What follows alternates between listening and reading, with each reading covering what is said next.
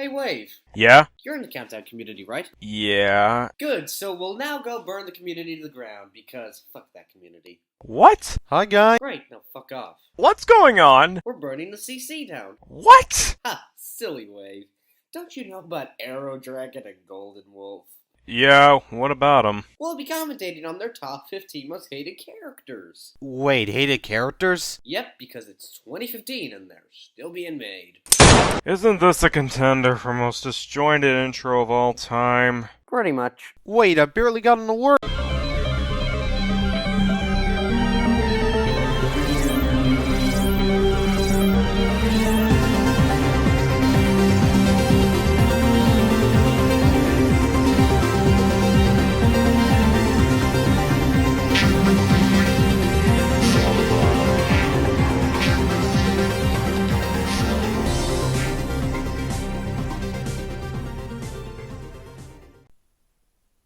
Why am I the only game character here? What? Who just hacked my video? Ron Jeremy, is that you? Wow, you do sure look lighter. And younger. I heard they got some serious drugs for that. Well then, question, do you consider going from porn to countdowns an upgrade or a downgrade? Because honestly, I would consider it a very big downgrade. With all those seriously, this is a rather poorly placed intro. If you're going to have your co-op partner enter the video via hacking, then at least make it somewhat noticeable that it's happening in the first place. You barely show any visual effects to show that you're being hacked. And to top it off, this is 1 second in the video. Meaning it just starts off with you yelling about a thing before anything else is even being presented. And the way he plays it off just comes off as extremely awkward, to put it lightly. Remember me, Arrow Dragon? Wolf, that gag has been done to death. It's not funny anymore. You know pointing out an issue doesn't make it go away, right? Also, come on, Arrow Dragon, try to give us an emotion that looks like you give a crap. Sure, Golden Wolf's acting sucks too, but at least he's trying to be expressive. Aww. Holy crap, it gets over Anyway, I'll be joining you for this countdown. Wait, what? Sweet! So, what topic did you have in mind? Top 10 reasons this video shouldn't have been made, and ways Arrow Dragon can get good at editing. Seriously, the jumps between you and Golden Wolf in those few seconds were edited in such a sloppy manner that it hurt. Top 15 most hated video game characters.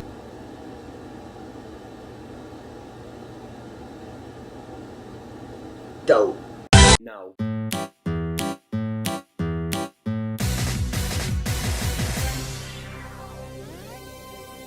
Characters are an integral part of video games, and there are quite a few standouts. Whether it's for their satisfying gameplay, likable personality, strong development, great boss fights, or all of the above, there are a lot of ways to make a character stand out. But sometimes, the character in question stands out for all the wrong reasons. You know the ones. Those characters that are annoying, cruel, self-centered, traitorous, monstrous, or whatever else. Even some of the greatest games of all time aren't immune to having characters that we just want to rip their face off and drown them in the pool of ether. There are a metric truckload of characters like this in video games, unintentional or no. So Arrow Dragon and I are teaming up to bring you the 15 video game characters we despise the most. Now remember that we're only listing off one character per franchise, and only characters from games that at least one of us has played, which means Jasper Bat Jr. from No More Heroes 2 can consider himself lucky. Holy crap, why does every negative list after the Autarchs have to mention Jasper Bat Jr. in some way? Seriously, are there no other bad bosses we can mention? None. Because originality in the Countdown community is about as likely as finding a needle in a haystack. Also, what do you mean by consider yourself lucky? What, do you think that a fictional character is gonna get pissy over two weebs on the internet putting him on a hated characters list? Also, keep in mind when talking about some of these characters, we will likely spoil important plot points for various games, so you have been warned. Okay, can I take a page from Mr. Raven King Sage on this one? But instead of putting your spoiler warning in the intro segment, and only in the intro segment, you put the spoiler warnings at the spoiler. Therefore, your video has less of a chance of being a spoiler minefield, especially when it's such a general list like this. You risk someone being spoiled with the blame being on you instead of them. So either put a spoiler warning before the segment or before the part of the segment that has the spoiler. Overall, you need to get good, you faggots. Also, we'll personally put up a disclaimer whenever a spoiler might arise. You're welcome. And with all that being said, I'm Arrow Dragon. And I'm the Golden Wolf. And I'm Hitler. Surrender or die. And these are our top 15 most hated video game characters. Let the rage begin! Holy crap, if you're gonna both say something at the same time, make sure it's actually synced out decently or else it just sounds stupid. I know, right? Right. Now we're gonna cut on their transitions clips because not only are they really not important to the video, they also include a spoiler for Castlevania about proper warning. Congratulations, guys. You get a gold fucking star for that one, you geniuses of the Countdown community. One word comes to mind when we think of Tingle. Annoying. Really? I mean, compared to other Zelda characters, he's not that bad. Navi, Fi, Keibora Gabora, Nakamura from Link's Awakening. Tingle is an obnoxious 35-year-old man who... Wait a sec. You clearly pointed out that there are characters worse than Tingle, but you still put him on the list without even mentioning what Arrow Dragon brought up for the rest of the segment? Like, I checked the whole thing. I didn't see a single part where they tried to debunk the claim made by themselves. You know, shit like this, honestly, is pretty pathetic and laughable in all honesty. I mean, to quote our Lord and Savior, MDXLR. has this weird obsession with forest fairies, even going so far as to dress up in a really stupid-looking outfit that he believes will attract fairies to him. He first appeared in Majora's Mask selling really overpriced maps to Link, but it's his Wind Waker incarnation that's most infamous. Anyone who's played Wind Waker knows exactly what we're talking about. One of the most tedious quests in Legend of Zelda history involves you going around and collecting all the Triforce charts, which are mandatory to be in the game. However, you can't use them until they're deciphered. You know who can decipher them? Tingle. And he charges you nearly 400 rupees for every Triforce chart he deciphers. Never mind that you already had to pay him over 200 rupees to get the C chart that tells you the locations of the Triforce charts, you end up paying him over 3,000 rupees by the time you're done. What? Crucial items in a Zelda game are expensive? What is this? Next you told me an RPG gains difficulty as you progress through the game. Oh, and before you say... Oh, but grinding rupees are tedious! I get that. If there weren't multiple areas and minigames in the game where you can easily stock up on rupees to worth 3,000 rupees doesn't seem so much. Not only that, but this was also partially to encourage the use of the GBA link cable, since one of the rupee methods involved you hooking up the GBA and you get a total of 500 just from that. Now I know you probably look at that and say, ooh, but that just makes it worse. Sure, one could argue that this is a pretty money-grabbing tactic of Nintendo that still, translates back to Tingle. Overall, the issue here is that you're angry at a crucial character in the game for selling you crucial items needed to beat the game, which is dumb. Well, that and you bring up the tedious quest to find the charts, which is arguably the only real thing you have. Even then, one could argue that the quest doesn't entirely reflect on the character specifically, it just reflects badly on the game. Just because Tingle sent you on the quest doesn't mean the quality of the quest affects him. Also, why is he everywhere? It seems like for a character that a lot of people hate, Nintendo seems to love reminding us that he exists. Keep that thought in mind. It'll come back later. He's had multiple spin-off games devoted to him. He's one of the most annoying assist trophies and tour items in Smash Bros. For reasons they refuse to go into any detail for. One of the DLC characters for Hyrule Warriors. Of all the characters they could have put in, Skull Kid, Tetra, Yugo, Ravio, who do we get? This guy. Wait, they didn't put who I wanted. It's a character you don't have to pay for. Move on, please. To be fair, he's a pretty popular character in Japan. What? Yeah, you didn't know? It's later. Shooting yourself once again, you go on about how apparently a lot of people hate Tingle, how much of a slap it was that he got into Hyrule Warriors, and y'all also trash the spin-offs. Just to give the very reason why it's like that. I mean, how dare Nintendo give things to a group of people who aren't you, who happen to like Tingle? It's almost like they're a company who do business decisions based off what'll make them money. That'd be silly. Oh, and those spin-offs you went on about, not a single one made it to America. Heck, only one of them made it to Europe. I also love Golden Wolf's trying way too hard to twitch his eyes like, guys, I'm really angry, I swear. No, I didn't. Them shorts, though. Oh, you touch my tra-la-la. My ding-ding-dong. Hey, wait, where are you going? To the next entry! The pacing on that could have been done so much better, you know that, right?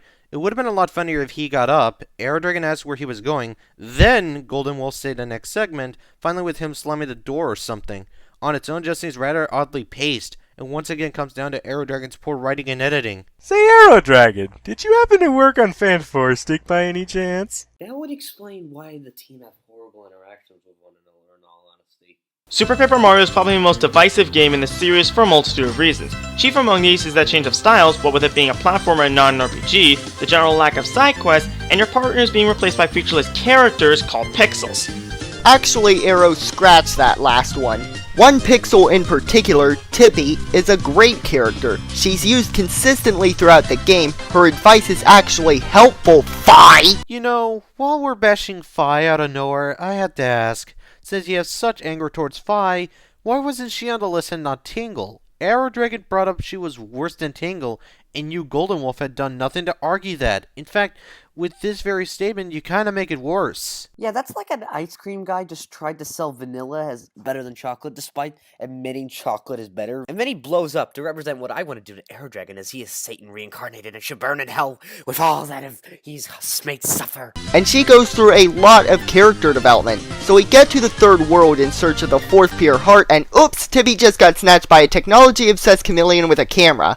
Why do I think I don't like where this is going? Francis here only appears for a short portion of the game, but even in that small amount of screen time, he manages to be a total pain in the neck. The factor without Tippy for literally the entire chapter is bad enough, but it's even worse when you consider that her capture is a poorly done interpretation of the stereotypical techies and nerds. Oh boy, they're actually going there.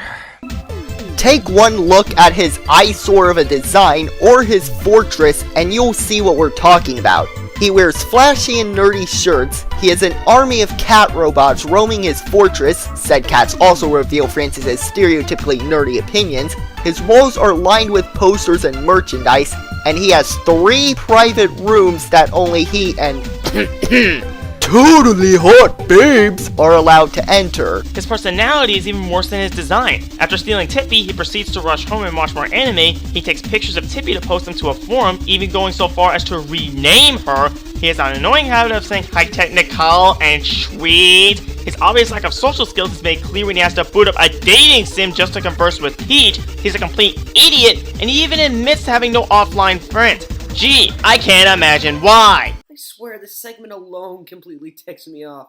The way you worded most of your points makes it seem like Nintendo outright went out of their way to make fun of nerdy people. If that's really the case, then answer me this. Why would Nintendo intentionally generalize most of their target audience and demographic with any type of negative or malicious intent? If anything, it's more of a playful parody of otakus. It's a freaking joke and you're doing nothing but taking it more personally than you should. You don't even have to find it funny, just acknowledge it's a joke. Besides, this is what a true nerd looks like. Why would you show that? Because I love to troll you guys. Tingle and Francis may be annoying characters that thrive on being creepy extortionists, but that's really all they are. And as annoying as they were, Tingle was kind of necessary to beat Wind Waker. So, you understand why they did what they did in Wind Waker, yet you included it as a reason against them anyways. Am I dead yet? By the way, the next segment contains spoilers for Generation 5 of Pokemon. If you want to skip that, then feel free to click here. You're welcome again. And Francis had a pretty fun boss fight.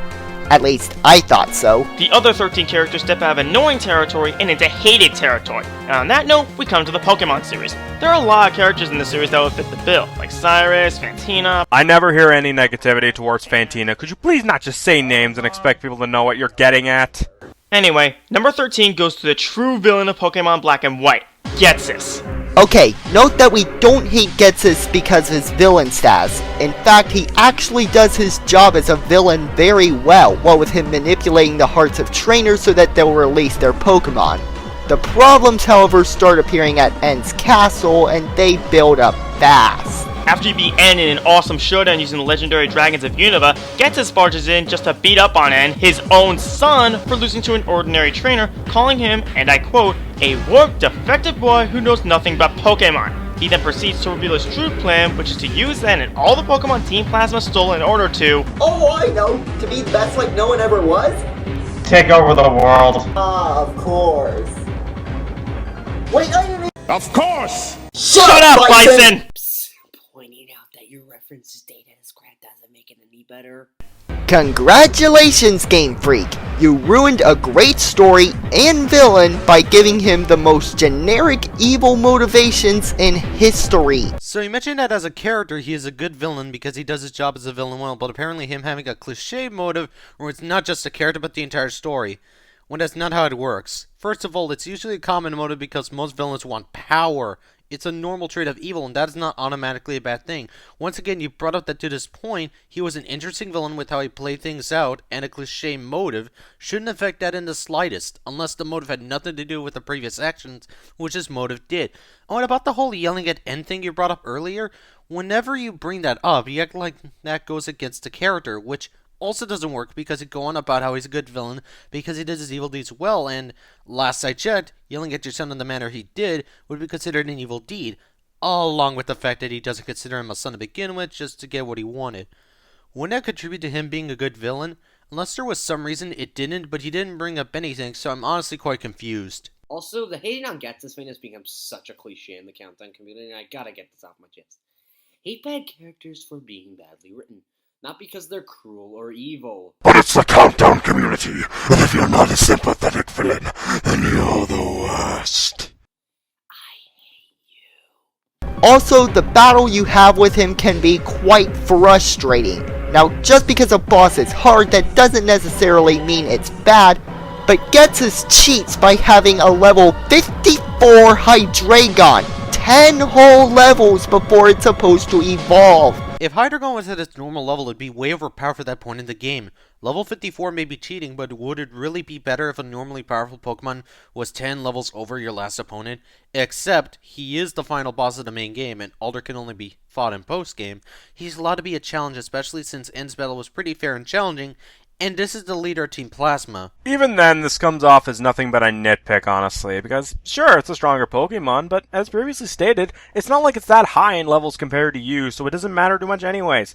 Besides, little known fact, most main villains are supposed to be difficult. Oh, and it has Surf too. The rest of his team can also be annoying to deal with, especially his Electros, which had huge type coverage and no weaknesses. And in the sequel, after trying to freeze the player solid, he forces Kyurem to fuse with one of the legendary dragons, the hybrid of which you aren't even allowed to capture because of a device in his cane that blocks your Pokeballs! And after that, Getsus fights you again, and while it isn't quite as bad as the original battle, he still keeps his Electros and broken Hydreigon around. Hydreigon in Black and White 2 is honestly not broken. Underleveled when compared to when it's supposed to evolve? Yes. Broken? Not really. Seeing as this time all of Hydreigon's moves are physical, which anyone who knows Hydreigon will tell you it's the weaker attack set. So, all in all, Getsus is a horrible father who's only out for himself, steals the spotlight from an amazing antagonist, and is a frustrating boss to fight. So what you're saying is, minus the fight, he's a villain. Again, something you praised him for in the beginning of the segment. Do you see why this bothers me so much? Traits which we will see plenty more of as we continue down the list. Wait, so you do put spoiler warnings before segments? Then why didn't you put the same warning for Pokemon Black and White, aka one of the more story-driven main series Pokemon games consistency? You don't understand the hidden messages, alternate themes, subliminal messages, the twits, the fact that we're all actually communists in disguise, escape from the Matrix so that one day we may live in the American dream. Am I right, my fellow Americans? Gonna be skipping number 12 because really it's just the same issue with Getsus but worse. They're getting onto an antagonist for not being a morally correct human being. It's even made worse in this regard because, like Getsus, he does his job well as an antagonist. Well, I say this because they don't bring up anything involving how he's written, only what he's done, which is bad stuff, which is the point. On top of that, the antagonist of this game has a less cliche motive when compared to Getsus, because at least in this character's case, it has good intentions, just awful execution. A very warped mindset, kinda like an interesting antagonist. Gee, if I didn't know any better, I'd say you guys really don't understand how this stuff works. Arrow, you have that look of disgust on your face. Who is it this time? Arietta. Oh boy. Think of Arietta from Tales of the Abyss like Annis, only worse. Okay, follow-up question. Who the fuck is Ganos? Or Anos? I couldn't tell Golden Wolf's voice because it was drowned out by the epic rock music, so I couldn't tell. Is that a different Tails character? Are they from a different game entirely?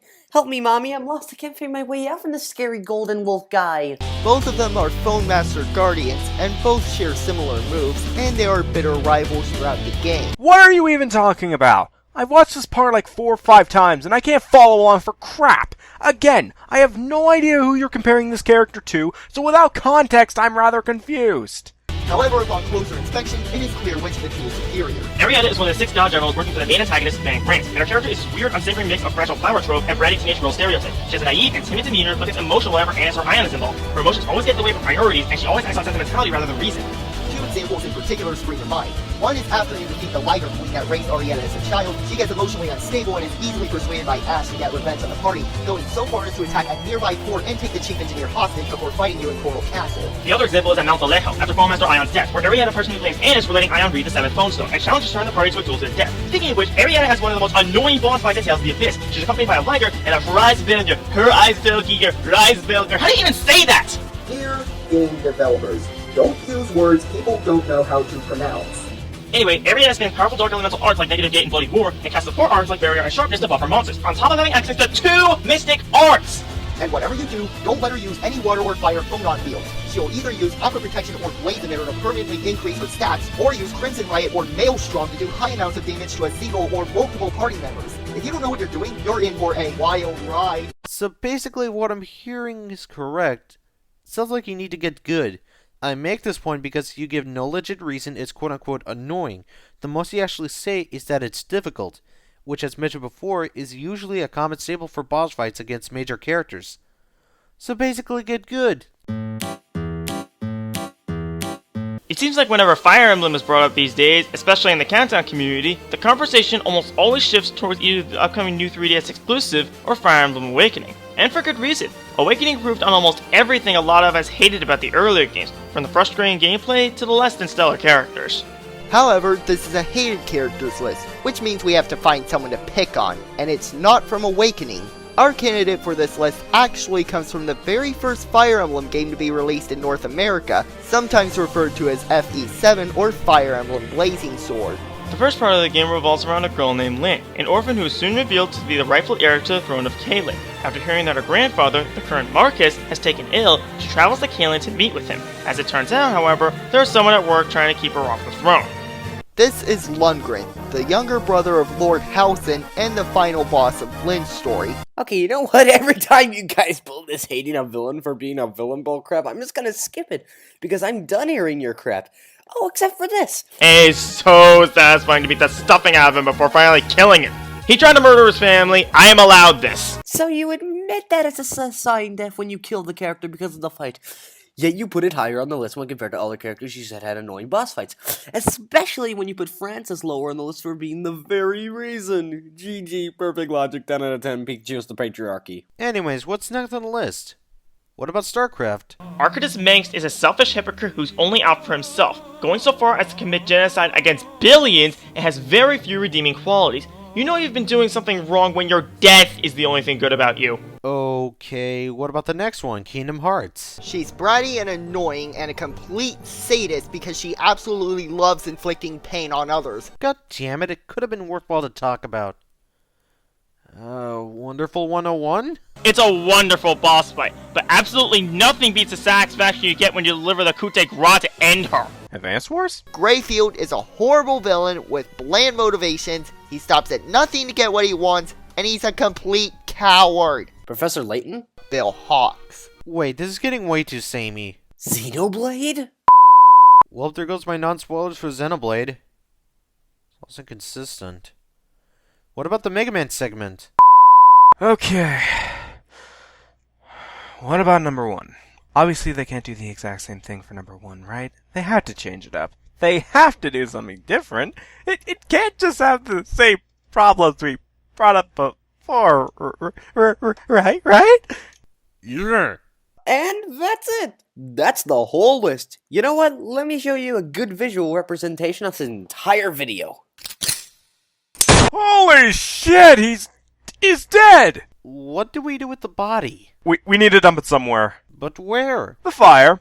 The one he started.